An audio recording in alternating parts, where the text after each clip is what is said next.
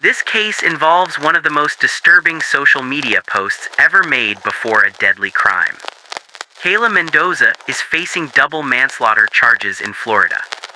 On the same night she killed two young women in a drunk driving crash, Mendoza tweeted, "Too drunk to care."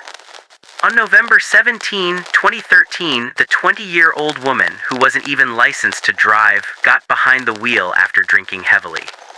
She had been at a local bar with her manager and colleagues, where she drank two fishbowl margaritas. Hours later, Mendoza was driving the wrong way on the Sawgrass Expressway at over 80 miles per hour. She collided head-on with another car, killing two beautiful young women, 21-year-old Marissa Catronio and 21-year-old Caitlin Ferrante. Mendoza was charged with 2 counts of DUI manslaughter, 2 counts of vehicular homicide, and 2 counts of driving without a license causing death. Her then-boyfriend, who owned the car involved in the crash, explained that the "too drunk to care" tweet was directed at him. "The tweet was for my boyfriend because he was upset I was out with them drinking. He wanted me home." The families of Ferrante and Catronio filed lawsuits against Mendoza, her boyfriend, the T-Mobile store where she worked, and the bar that served her. On May 4, 2015, 2 months after pleading guilty, Mendoza was sentenced to 24 years in prison. She was apologetic throughout the trial, and her crying intensified when she heard her sentence. "No matter how much time passes, I'm gonna live with that in my heart every day." After her sentence, Mendoza will also serve 6 years of probation and is permanently banned from driving. Her apologies and remorse suggest she may have learned her lesson.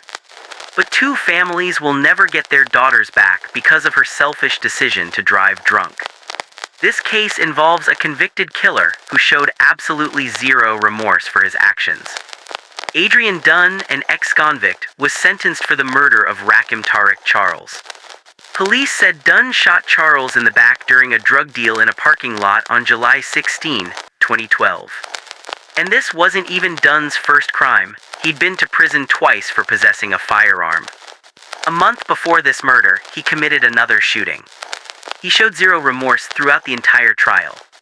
Prosecutors urged the jury to impose the maximum sentence, noting Dunn's extensive criminal history. Prosecutor Jason Goss held the hand of the victim's parents before arguing that a life sentence was necessary to prevent another family from suffering. "Her son who has to suffer and this family who has to suffer because of the defendant. That's why we're asking you for a life sentence."